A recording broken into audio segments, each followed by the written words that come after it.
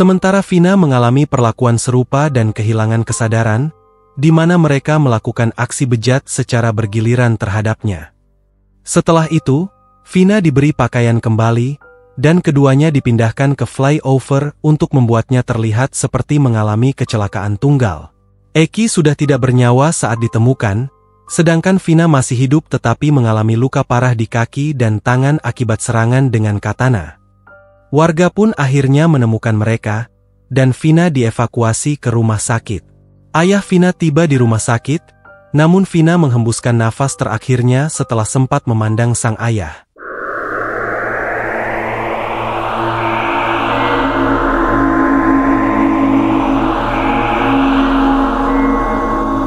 Assalamualaikum warahmatullahi wabarakatuh.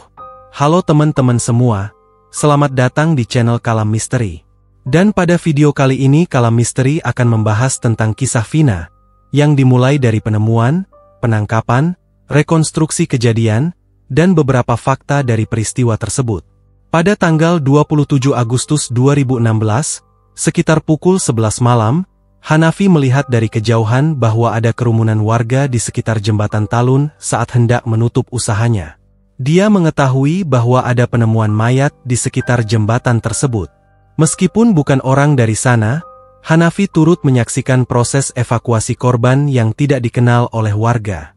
Ternyata, 2 orang telah ditemukan, seorang pria dan seorang perempuan. Warga awalnya menduga kejadian tersebut sebagai kecelakaan tunggal, meskipun Hanafi tidak melihat adanya kendaraan yang terlibat dari kedua korban tersebut. Tidak ada yang bisa memberikan cerita rinci tentang detik-detik kejadian tersebut. Sebaliknya, beredar isu bahwa insiden 2 remaja tersebut mungkin terkait dengan geng motor. Setelah jenazah dievakuasi, warga kembali ke rumah mereka masing-masing untuk beristirahat karena sudah larut malam. Namun, pihak kepolisian masih menyelidiki identitas kedua korban tersebut. Akhirnya, diketahui bahwa jenazah laki-laki adalah Muhammad Rizky Rudiana, yang akrab disapa Eki, serta perempuan bernama Vina, yang juga berusia 16 tahun. Dari luka-luka yang mereka alami, polisi mulai curiga bahwa ini bukanlah kecelakaan tunggal. Namun, karena belum ada bukti yang cukup, penyelidikan masih berlangsung dan polisi belum bisa memberikan pernyataan resmi.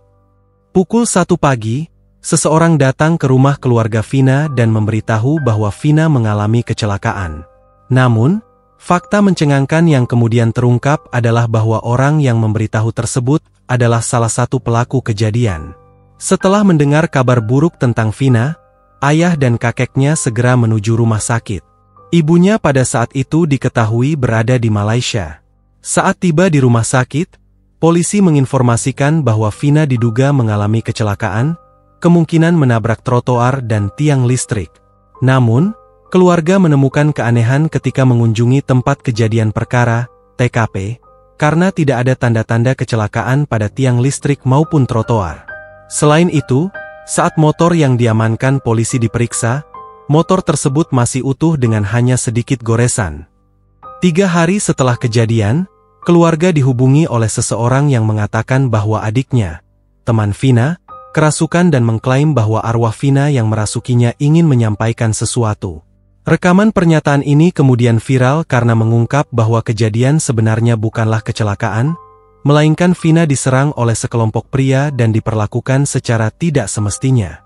Namun, warganet mulai curiga terhadap perempuan yang kerasukan yang bernama Linda. Untuk menghindari kebingungan, penjelasan lengkap akan disampaikan di akhir video sesuai urutan kejadian. Singkat cerita, kakak Vina, Marliana, mengungkapkan semua kejanggalan ini kepada polisi. Polisi mulai mencari petunjuk, dan ketika mereka mengunjungi TKP, seorang tukang sate memberanikan diri memberikan kesaksian bahwa ada satu motor yang dikejar oleh sekelompok motor lainnya. Tukang sate juga menunjukkan lokasi yang diduga sebagai tempat berkumpulnya komplotan geng motor.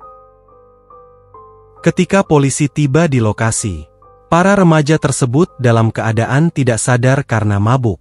Mereka langsung ditangkap polisi, total 7 orang ditangkap, diikuti dengan 1 orang lagi yang juga tertangkap, sehingga total 8 orang menjadi tersangka awal.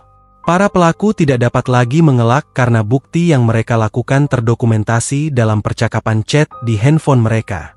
Lebih mengejutkan lagi, aksi mereka ternyata sudah direncanakan sebelumnya, yaitu untuk menargetkan geng motor XTC, terutama pasangan Eki dan Vina. Motifnya diduga karena masalah asmara. Seorang anggota geng yang bernama Egi atau Pegi menyukai Vina, tetapi ditolak karena Vina menjalin hubungan dengan Eki. Ironisnya, dalam penangkapan para pelaku, dalang utama, Pegi, tidak tertangkap, begitu juga dengan 2 pelaku lainnya. Total ada 3 orang yang menjadi daftar pencarian orang, sehingga seharusnya jumlah seluruh pelaku adalah 11 orang. Berikut adalah kronologi kejadian berdasarkan keterangan para pelaku. Malam itu, Pegi dan teman-temannya nongkrong di depan SMPN 11 di Jalan Perjuangan Majasim Cirebon. Pada tengah malam, mereka merencanakan untuk mencari geng motor XTC yang berisi Eki dan Vina. Eki saat itu menggunakan jaket XTC yang ingin mengantar Vina pulang. Mereka bergerak dari arah taman kota. Eki dan Vina berboncengan menggunakan motor Yamaha Xeon. Ketika melewati rombongan Pegi, Eki dan Vina dilempari batu.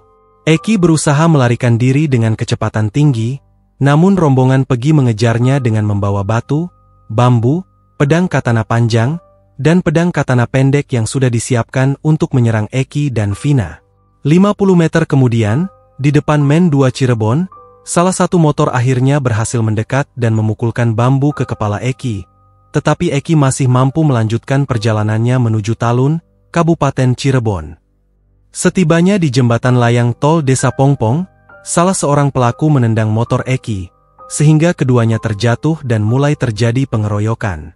Detail pengeroyokan tidak bisa dijelaskan secara rinci karena bersifat sensitif. Namun yang pasti mereka menggunakan berbagai jenis senjata, termasuk tangan kosong. Kejadian tidak hanya terjadi di satu tempat, mereka kemudian dipindahkan ke lahan kosong di belakang showroom mobil di seberang SMP Negeri 11, di mana Eki kembali dikeroyok dan akhirnya diserang dengan katana. Sementara Vina mengalami perlakuan serupa dan kehilangan kesadaran, di mana mereka melakukan aksi bejat secara bergiliran terhadapnya. Setelah itu, Vina diberi pakaian kembali, dan keduanya dipindahkan ke flyover untuk membuatnya terlihat seperti mengalami kecelakaan tunggal. Eki sudah tidak bernyawa saat ditemukan, sedangkan Vina masih hidup tetapi mengalami luka parah di kaki dan tangan akibat serangan dengan katana. Warga pun akhirnya menemukan mereka, dan Vina dievakuasi ke rumah sakit. Ayah Vina tiba di rumah sakit, namun Vina menghembuskan nafas terakhirnya setelah sempat memandang sang ayah. Dari para pelaku yang tertangkap, 7 diantaranya divonis penjara seumur hidup karena terbukti merencanakan dan melakukan aksi tersebut. Mereka adalah Eko Ramadhani, Rivaldi Wardana, Hadi Saputra, Jaya, Eka Sandi, Sudirman, dan Supriyanto. Sedangkan 1 orang lainnya divonis 8 tahun penjara, yaitu Saka Tatal. Meski demikian, keluarga tetap berjuang untuk mendapatkan keadilan, terutama karena pelaku utama, yaitu Pegi, masih berkeliaran bebas, serta 2 pelaku lainnya yang belum tertangkap, yaitu Andi 23 tahun dan Dani 20 tahun pada tahun 2016 saat kejadian tersebut. Tahun demi tahun berlalu, namun belum ada kemajuan signifikan dalam penangkapan ketiga pelaku. Polisi terus mengatakan bahwa prosesnya masih berlangsung. Dari situ muncul spekulasi bahwa pelaku mungkin dilindungi oleh seseorang yang memiliki pengaruh. Beredar kabar bahwa orang tua Pegi adalah seorang polisi, tetapi hal ini langsung dibantah oleh Kombes Pol Jules Abraham. Sebenarnya, Eki sendiri adalah anak dari seorang polisi dan merupakan salah satu korban dalam kasus ini. Isu lain juga menyebutkan bahwa Pegi adalah anak seorang anggota DPR asal Cirebon, meskipun hal ini tidak pernah dikonfirmasi. Kasus yang belum terselesaikan ini kemudian menjadi perhatian publik setelah seorang sutradara bernama Anggi Umbara meminta izin kepada keluarga untuk membuat film yang diinspirasi dari peristiwa Vina.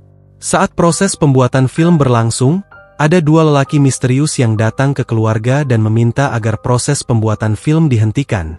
Namun keluarga justru meminta agar pelaku yang masih buron ditangkap terlebih dahulu. Setelah film diputar, Publik juga mulai mencurigai Linda, karena sebelumnya ia menghilang selama bertahun-tahun setelah mengaku kesurupan dan menceritakan detail kejadian tersebut. Bahkan beredar foto yang diklaim sebagai Linda dan Peggy saat kejadian, namun kebenarannya masih diragukan.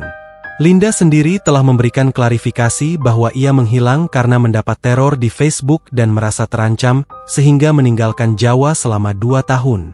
8 tahun setelah peristiwa itu terjadi, Saka Tatal akhirnya dibebaskan dari penjara dan kembali menikmati kebebasannya. Namun, yang mengejutkan adalah kesaksiannya, bahwa ia sebenarnya adalah korban salah tangkap. Saat itu, Saka baru saja pulang setelah mengisi bensin di motor milik pamannya ketika tiba-tiba dibekuk dan dibawa ke kantor polisi. Di sana, ia mengalami pemukulan, penindasan, dan disetrum listrik, hingga akhirnya ia menyerah dan terpaksa mengaku meskipun sebenarnya tidak terlibat dalam kejadian tersebut. Saka menegaskan bahwa ia bukan anggota geng motor. Dan pada tahun kejadian, ia bahkan tidak memiliki motor. Sekarang, Saka menuntut agar nama baiknya dipulihkan. Perkembangan terbaru dari kasus ini adalah penangkapan Egy di Bandung pada 21 Mei 2024. Egy, yang kemudian dikonfirmasi oleh polisi sebagai Peggy atau Peggy Setiawan, ditangkap tanpa perlawanan di rumahnya. Setelah 8 tahun, penangkapan ini mengungkap bahwa Peggy sering menyamar sebagai buruh bangunan dan diduga mengubah identitasnya. Namun, Ibu Peggy membantah bahwa anaknya terlibat dalam kasus tersebut, mengklaim bahwa polisi telah salah tangkap. Ia menegaskan bahwa pelaku sebenarnya bernama Egy, bukan Peggy, dan bahwa anaknya tidak terlibat dalam kejadian tersebut. Jika ada ketidakakuratan dalam informasi dalam video, atau jika ada sudut pandang yang berbeda, silakan berikan komentar di video ini. Sampai di sini kisah dari admin, sampai jumpa kembali di video selanjutnya. Jangan lupa like dan subscribe.